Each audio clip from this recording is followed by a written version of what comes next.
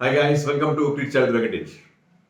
Eliminator అనే మాట మామూలుగా మనం ప్లే ఆఫ్స్లో వింటాం, కానీ match number 58 between Punjab Kings and royal Challengers Bengaluru is a virtual eliminator. ఎందుకంటే ఈ మ్యాచ్లో ఓడిపోయిన టీం ఎలిమినేట్ అయిపోతారు, అంటే వాళ్ళకి ప్లే ఆఫ్ ఛాన్సెస్ నిల్ అయిపోతాయి. పెట్టేబడి సర్దుకోవడం, కోర్స్ 2 మ్యాచ్లు ఆడాలి, బట్ అవి కూడా జస్ట్ అకాడమిక్ ఇంట్రెస్ట్గానే మిగులుతాయి. ఆల్రెడీ ముంబై ఇండియన్స్ ఎలిమినేట్ అయిపోయారు, వాళ్ళ chances for qualifying for playoffs nil అయిపోయినాయి.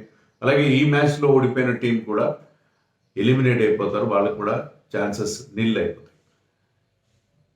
ఈ 2 టీమ్స్లో ఒక్క టీంకి, ఇంకా గెలిచిన టీంకి చిన్నపాటి హోప్ ఉంటుంది to qualify for play offs. ఎందుకంటే ఇప్పటికి 2 టీమ్స్కి మాత్రమే 16 పాయింట్స్ వచ్చాయి. ఈ 2 టీమ్స్ చూడండి, మీరు వీళ్ళ రికార్డ్ చూస్తే పంజాబ్ కానీ బెంగళూరు కానీ ఆడిన 11 మ్యాచ్ల్లో 4 మ్యాచ్లు మాత్రమే గెలిచారు, 7 మ్యాచ్లు 7 మ్యాచెస్ ఈచ్ ఓడిపోయారు. సో 8 పాయింట్స్ ఉన్నాయి వాళ్ళ దగ్గర. సో వాళ్ళు రిమైనింగ్ 3 మ్యాచెస్ గెలిచినా కూడా they will end up with 14 points only. 14 పాయింట్స్తో కూడా మీరు ప్లే ఆఫ్స్ వెళ్ళొచ్చు, కానీ ఆల్రెడీ అక్కడ 4 టీమ్స్కి 14 పాయింట్స్ వచ్చే అవకాశం ఉంది. సో 14 అండ్ అబోవ్ పాయింట్స్ వచ్చే అవకాశం ఉంది. సో నెట్ రన్ రేట్ కూడా ఇంప్రూవ్ చేసుకోవాలి. 3 టీమ్స్కి 16 పాయింట్స్ వచ్చినా సరే ఒక టీం 14 పాయింట్స్ ఎండ్ అవుతుంది అని వాళ్ళు ఊహించాలి. వాళ్ళు ఏంటంటే తాము గెలవడమే కాకుండా మిగతా టీమ్స్ బాగా ఓడిపోవాలి, మ్యాచ్లు ఓడిపోవాలని కూడా కోరుకోవాలి. వాళ్ళు ప్రార్థనలు కూడా గట్టిగా చేస్తేనే వాళ్ళకి ఏమైనా మోక్షం. బట్ స్టిల్ ఆ ఛాన్స్ అయితే ఉంటుంది, నెట్ రన్ రేట్ ఇంప్రూవ్ చేసుకోవాలి. ఎందుకంటే ఇప్పుడు మనం అనుకున్నాం కదా, 14 పాయింట్స్ అండ్ అబోవ్ వచ్చే టీమ్స్, ఛాన్సెస్ ఉన్న టీమ్స్లో ఢిల్లీ క్యాపిటల్స్ కానీ గుజరాత్ టైటన్స్ కానీ, ముఖ్యంగా ఆర్సీబీ కంటే బ్యాడ్ నెట్ రన్ రేట్ ఉంది. నెట్ రన్ రేట్ విషయంలో RCB is better than DC and GT. కాబట్టి RCB will definitely fancy chances అని మనం ఎక్స్పెక్ట్ చేయొచ్చు. పంజాబ్ కింగ్స్ కూడా అంతే, ఎందుకంటే ఈ 2 టీమ్స్ ఎప్పుడైతే వాళ్ళు వరుసగా మ్యాచ్లు ఓడిపోయిన తర్వాత ఇంకా ఆల్మోస్ట్ ప్లే ఆఫ్ ఛాన్సెస్ తక్కువ అయిన సందర్భంలో వాళ్ళు బాగా పుంజుకోవడం చూసాం. RCB has one the last 3 matches and in grand style. Last 3 matches చాలా అగ్రెసివ్గా ఆడారు, చాలా గ్రాండ్గా గెలిచారు. అలాగే పంజాబ్ కింగ్స్ కూడా లాస్ట్ 3 మ్యాచెస్లో 2 మ్యాచెస్ గెలిచారు. In fact last match at the same venue Dharamshala గెలిచి ఉండాల్సింది, కానీ ఒక్కరిద్దరైనా టాప్ ఆర్డర్లో బాగా ఆడుంటే, టాప్లో బాగా ఆడుంటే ఖచ్చితంగా చెన్నై మీద ఆ మ్యాచ్ కూడా గెలిచి ఉండేవారు. సో ఈ 2 టీమ్స్, అది సామెత ఉంది తెలుగులో, ఆరిపోయే దీపానికి వెలుగెక్కువ అని చెప్పి. అలాగే చివరిలో వాళ్ళకి ఛాన్సెస్ తగ్గిపోయిన తర్వాత, ప్రెషర్ తగ్గిన తర్వాత బ్రహ్మాండంగా పర్ఫామ్ చేస్తున్నారు. సో ఈ మ్యాచ్లో కూడా 2 టీమ్స్ చాలా గట్టి పోటీ ఇస్తాయి, ఒకరికొకరు ఎలిమినేట్ అవ్వకుండా పరువు దక్కించుకోవడానికి ప్రయత్నం చేస్తాయి. కాబట్టి చాలా ఇంట్రెస్టింగ్గా ఉండబోతుంది బ్యాటిల్, వితౌట్ ఎనీ డౌట్. ధర్మశాలలో ఈ మ్యాచ్ జరగబోతుంది. ధర్మశాలలో ఆల్రెడీ మనం కొన్ని రోజుల క్రితం మ్యాచ్ చూసాం between Punjab and Chennai. Day match అది, బట్ ఇది నైట్ మ్యాచ్. ఆ డే మ్యాచ్లో మనం చూసింది ఏంటి, పిచ్ చాలా స్లోగా ఉంది, స్పిన్నర్స్కి బాగా హెల్ప్ ఉంది. మామూలుగా ఇక్కడ పేసర్స్కి హెల్ప్ ఉంటుంది, పేసర్స్ కూడా అక్కడ హెల్ప్ కనిపించింది. పేసర్స్ కూడా people like Simarjeet Singh got good bounce and carry on the pitch. So ఆ పిచ్ పైన మనం మళ్ళీ కాస్త లో స్కోరింగ్ ఎక్స్పెక్ట్ చేయొచ్చా? చెప్పలేం, ఎందుకంటే ధర్మశాలలో డే మ్యాచ్ల్లో కాస్త లో స్కోరింగ్ ఉన్న నైట్ మ్యాచ్ల్లో బ్యాటింగ్కి అనుకూలంగా మారే అవకాశం ఉంది. సో బ్యాటింగ్ అనుకూలంగా ఉంటే బాగుంటుంది, ఎందుకంటే 2 టీమ్స్లో బిగ్ హిట్టర్స్ ఉన్నారు, చాలా అగ్రెసివ్ ఇంటెంట్తో ఆడుతున్నారు 2 టీంలు కూడా.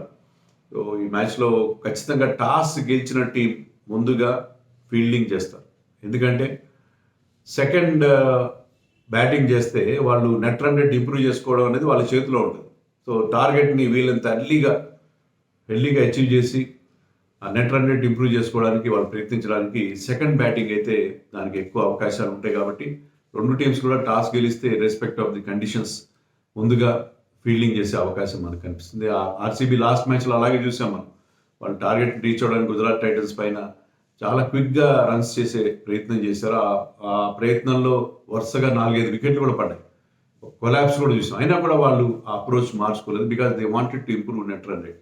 సో అందుకని 2 టీమ్స్కి అదే పరిస్థితిలో ఉన్నారు కాబట్టి గెలవాలి, ప్లస్ గెలవడంతో పాటు నెట్ రన్ రేట్ కూడా ఇంప్రూవ్ చేసుకోవాలి. కాబట్టి 2 టీమ్స్ కూడా టాస్ గెలిస్తే ముందుగా ఫీల్డింగ్ తీసుకుని సెకండ్ బ్యాటింగ్ చేంజ్ చేయడానికి ఇష్టపడే అవకాశం ఉంది.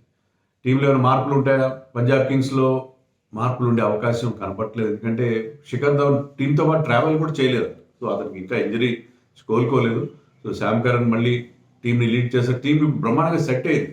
వాళ్ళకి in fact they have very good bowling attack. నలుగురు మంచి పేసర్స్ ఉన్నారు వాళ్ళకి. Rabada, Sam Curran, Harshdeep Singh and Harshal Patel and ఇద్దరు బ్రహ్మాండమైన స్పిన్నర్స్ కూడా ఉన్నారు, రాహుల్ చహర్ అండ్ హర్ప్రీత్ బ్రార్ ఎకనామికల్గా బౌలింగ్ చేస్తే రాహుల్ చహర్ మొదట్లో చాలా డిసప్పాయింట్ చేశాడు. కానీ మళ్ళీ టీంలోకి వచ్చిన తర్వాత ఒక రెండు మ్యాచ్లు కూర్చుని వచ్చిన తర్వాత he has found his rhythm. చాలా మంచి బౌలింగ్ చేస్తాడు. He's quicker through the air like Rashid Khan and he definitely makes hurries the batsmen. So అతను మంచి రిథంలో ఉంటే అందుకనే అతను ఇండియాకి తరఫున ఒక వరల్డ్ కప్ కూడా వెళ్ళడం మనం చూసాం. He's in that kind of rhythm. చాలా మంచి రిథంలో లాస్ట్ మ్యాచ్లో ఇక్కడ 3 వికెట్లు తీశాడు ధర్మశాలలోనే. So Rahul Chahar is looking very very dangerous and most of the RCB batters are somewhat suspect against leg spin including Virat Kohli. So ఆ బ్యాటిల్ చాలా ఇంట్రెస్టింగ్గా ఉండబోతుంది. సో వాళ్ళకి బెస్ట్ బౌలింగ్ అటాక్ ఉంది. మరోవైపు RCB has the best batting attack at present. వాళ్ళు approach మార్చుకున్నారు. ఎప్పుడైతే ఆ 1 రన్ తేడాతో కేకేఆర్ మీద ఓడిపోయారో ఆ మ్యాచ్లో కూడా చాలా అగ్రెసివ్గా వెళ్ళారు. పెద్ద టార్గెట్ చేజ్ చేస్తూ ఆల్మోస్ట్ దాన్ని చేజ్ డౌన్ చేసినంత పనిచేశారు. ఆ తర్వాత వరుసగా 3 మ్యాచ్లు గెలిచారు. దానికి కారణం ఏంటంటే Virat Kohli has been in great form throughout the season. Virat కోహ్లీతో పాటు ఫ్యాఫ్ డు ప్లెసీ మళ్ళీ ఫామ్లోకి రావడం, లాస్ట్ మ్యాచ్లో అయితే అద్భుతమైన ఇన్నింగ్స్ ఆడాడు. అండ్ విల్ జాక్స్ ఎప్పుడైతే టీంలోకి వచ్చాడో కొత్త జోష్ వచ్చింది. రజత్ పటీదార్ కూడా late in the tournament he found his form. So నలుగురు బ్రహ్మాండంగా ఆడుతున్నారు. మ్యాక్స్వెల్ ఇప్పటికీ ఫెయిల్ అవుతున్నా సరే అది టీంని హర్ట్ చేయట్లేదు. ఈ గ్రీన్ కూడా అంతంత మాత్రంగా ఆడుతున్నా సరే ద టీంని హర్ట్ చేయట్లేదు. నలుగురు సూపర్ డూపర్ ఫామ్లో ఉన్నారు. అండ్ విరాట్ కోహ్లీ కనుక మనం చూస్తే ఫస్ట్ 6 మ్యాచెస్లో అతని స్ట్రైక్ రేట్ 141.77 ఉంది. కానీ లాస్ట్ 5 మ్యాచెస్లో అతని strike rate has gone up to 158.15. So Virat Kohli కన్సిస్టెంట్గా ఆడడంతో పాటు స్ట్రైక్ రేట్ కూడా ట్రిమెండస్గా ఇంప్రూవ్ చేశారు. And Will Jacks and Rajat Patidar అయితే వాళ్ళు 200 స్ట్రైక్ రేట్తో ఆడుతున్నారు. ఆడిన రోజు ఫెయిల్ అయిన రోజు ఫెయిల్ అవుతున్నారు, ఆడిన రోజున అద్భుతంగా ఆడుతున్నారు. So this has become very very dangerous side. Party spoilers అయిపోయారు వీళ్ళు. మిగతా టీమ్స్ని భయపెట్టేస్తున్నారు ఈ మూమెంట్లో. కానీ నెట్ రన్ రేట్ ఇంప్రూవ్ చేసుకుంటూ పోతే వాళ్ళకి ఒక చిన్నపాటి ఆశ ఎప్పటికీ అలా మిణుకు అంటూనే మనకి కనిపిస్తూ ఉంది. And at this point they are looking very very good. బౌలింగ్లో కూడా స్వాప్నిల్ సింగ్ వచ్చిన తర్వాత కరణ్ శర్మకి రెగ్యులర్ ఛాన్స్ ఇచ్చిన తర్వాత స్పిన్ బౌలింగ్ ఇంప్రూవ్ అయింది. Siraj has come back to great form and even Yash Dayal కానీ విజయ్ కుమార్ కానీ బాగా బౌలింగ్ చేస్తారు. ఎప్పుడైతే ఫారిన్ పేసర్స్ని వాళ్ళకి మంగళం పాడేసి కేవలం ఇండియన్ పేసర్స్ని నమ్ముకున్నారో వాళ్ళ bowling attack also is looking good. And Maxwell is also contribute. Maxwell and Will Jacks both can bowl off spin. ఇక్కడ స్పిన్ కనుక బాగా అనుకూలంగా ఉండేట్టుగా ఉంటే అలా చేయొచ్చని మనం ఎక్స్పెక్ట్ చేయొచ్చు. సో చాలా చాలా ఇంట్రెస్టింగ్ బ్యాట్లు ఉంది. రబాడాకి మంచి రికార్డు ఉంది. ఫ్యాఫ్ అండ్ కోహ్లీకి అగేన్స్ట్గా ఇద్దరిని 3 సార్లు అవుట్ చేశాడు. హర్షదీప్ దినేష్ కార్తిక్ని 3 సార్లు అవుట్ చేశాడు. దినేష్ కార్తిక్ 200+ స్ట్రైక్ రేట్తో డెప్త్లో బ్యాటింగ్ చేస్తున్నాడు. But Harshdeep has his number 3 times అతను అవుట్ చేసిన సందర్భం మనకు కనిపిస్తుంది. అండ్ జానీ బేర్స్టోకి ఈ టీంకి అగేన్స్ట్గా ఆర్సీబీకి అగేన్స్ట్గా చాలా మంచి రికార్డు ఉంది. ఒక సెంచరీ ఉంది, 2 50s ఉన్నాయి అండ్ స్ట్రైక్ రేట్ 177 ఉంది. సో జానీ బేర్స్టో మళ్ళీ ఫామ్లోకి వచ్చాడు కాబట్టి అతను కూడా చాలా danger. Shashank Singh is doing extremely well for this team. Pradeep Simran is batting well. Only Sam Curran ఒకటే. శామ్ కరణ్ నిజంగా అతను అంత టాప్ క్లాస్ ఆల్రౌండర్ కానీ బౌలింగ్ పర్లేదు, కానీ బ్యాటింగ్లో టోటల్గా ఫెయిల్ అవడం అనేది మనం చూస్తాం. లియామ్ లివింగ్స్టన్ నేను తీసుకొస్తారా లాస్ట్ మ్యాచ్లో లాగా స్పిన్నర్స్కి అనుకూలంగా ఉండేట్టుగా ఉంటే రోసో ప్లేస్లో లియామ్ లివింగ్స్టన్ ఆడించే అవకాశం కూడా మనకి కనిపిస్తుంది to have the third spinner. So అది 2 టీమ్స్ సంబంధించిన పరిస్థితి. చాలా ఇంటెన్స్ బ్యాటిల్ ఉంటుంది. ఎలిమినేట్ అవ్వకుండా ఎలిమినేషన్ పోస్ట్పోన్ చేయడానికో లేకపోతే తమ ప్లే ఆఫ్ ఛాన్సెస్ని ఇంకా సజీవంగా ఉంచుకోవడానికి 2 టీమ్స్ చాలా గట్టి ప్రయత్నం చేస్తాయి. మరి ఎవరికి అవకాశాలు ఉన్నాయి? ఖచ్చితంగా RCB is looking much dangerous. Because వాళ్ళకి బ్యాట్స్మెన్ ఉన్న ఫామ్, విరాట్ కోహ్లీ ఫామ్ కానీ Faf and Jacks and Patidar they are in great form. వెరాజ్ వీళ్ళ టాప్ ఆర్డర్ అంత గొప్పగా ఏం లేదు. శశాంక్ సింగ్ మీద బేర్స్టో మీద లేకపోతే ప్రెప్సిమ్రన్ మీద వాళ్ళు డిపెండ్ అయ్యే పరిస్థితి. వాళ్ళకి బ్యాటింగ్ చాలా డెప్త్ ఉంది, బ్యాటింగ్లో డెప్త్ ఉంది, కానీ ఎవరు కూడా మిడిల్ ఆర్డర్లో కానీ ఎక్కడ కూడా ఎవరు కూడా పెద్దగా పర్ఫామ్ చేయట్లేదు. సో ఐ థింక్ బౌలింగ్ బాగున్నప్పటికీ కూడా ఇట్ ఈస్ ఆర్సీబీకి బెటర్ ఛాన్సెస్ ఉన్నాయని మనం అనుకోవాలి. ఆల్రెడీ ఈ రెండు టీమ్స్ మధ్య ఒక మ్యాచ్ జరిగింది ఈ సీజన్లో బెంగళూరులో. ఆ మ్యాచ్లో ఆర్సీబీని నెగ్గింది. అప్పుడు Virat Kohli was the man of the match. So ఈసారి కూడా ఆర్సీబీకే బెటర్ ఛాన్సెస్ ఆఫ్ విన్నింగ్ ఉన్నాయని చెప్పి మనం ఎక్స్పెక్ట్ చేయొచ్చు.